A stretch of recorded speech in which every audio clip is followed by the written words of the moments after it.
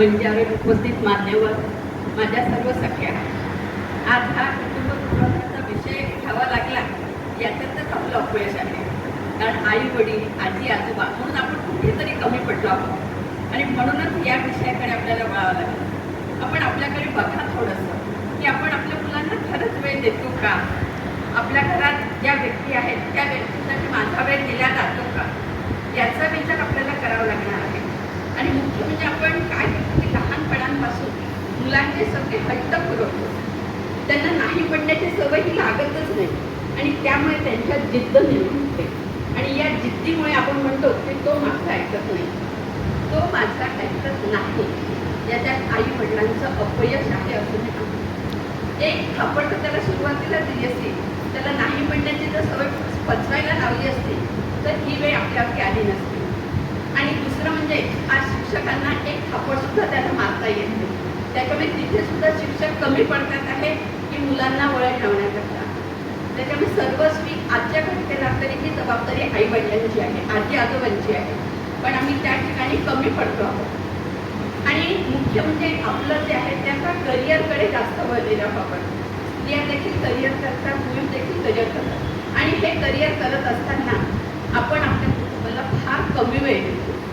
सकाळी 8ला गेलेली गृहिणी रात्री 8ला तर येते, त्यावेळेला ती आपल्या मुलांना खरंच वेळ देते का? आल्यावर तुम्ही थकली आहे म्हणून लागली स्वयंपाकाकडे करते, नंतर तिची तिचं काम असतं वेळ तेही करते, पण मुलांशी सहज संवाद तिचा होत नाही.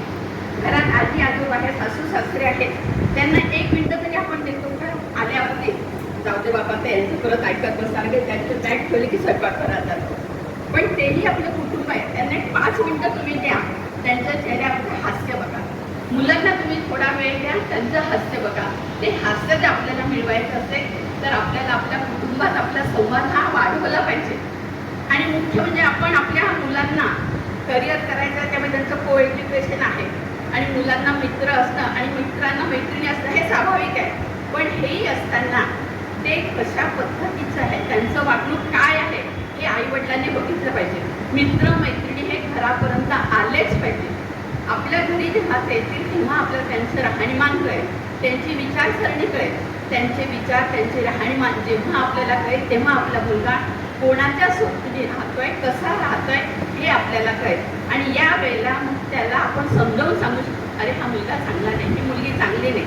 हा जो आपला त्याच्याशी संवाद होईल, कशा पद्धतीने तू राहिलं पाहिजे, कसं वातावरण तू तुझं निर्माण केलं पाहिजे. आपल्या घरात जसं वातावरण आहे तसं वातावरण त्याच्या घरात देखील तू निर्माण कर आणि हे सामर्थ्य तुझ्यामध्ये आहे. फक्त आपण आज मुलींना वळण लावण्याचा प्रयत्न करतो, पण माझ्या मते मुलांनाही वळण तेवढंच लावलं पाहिजे, कारण या गोष्टीला मुलं देखील तितकेच जबाबदार आहे. आपण बाकीचे जे बाहेरचं उदाहरणं बघतो की अमुक मुलगा याच्यात फसला, तो मुलगाने तिला फसवलं, याच्यात कुठलं तरी माझा तो मुलगा नाही आहे ना, हेही बघणं आपल्याला खूप आवश्यक आहे. कारण आपण इथे असतो, मुलं दुसरीकडे शिकत असतात, तेव्हा माझे संस्कार इतके चांगले राहिले पाहिजे की मुलगा दुसरीकडे असताना मला विश्वास पाहिजे की माझा मुलगा हा चांगलाच राहील.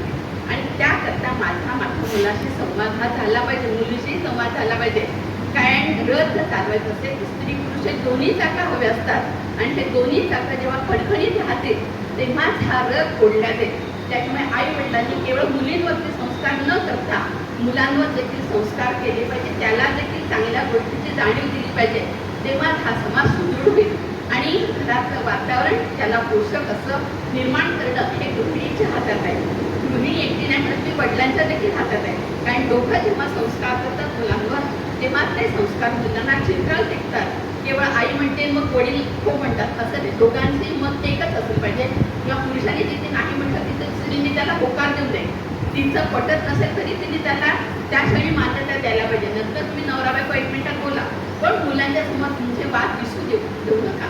तरच या घरातलं वातावरण पोषक राहील आणि मुलांवर हे संस्कार चांगले होतील. आणि हे संस्कार होण्याकरता आपल्या घरात आपलं बोलणं हे चांगल्या पद्धतीने झालं पाहिजे. धन्यवाद.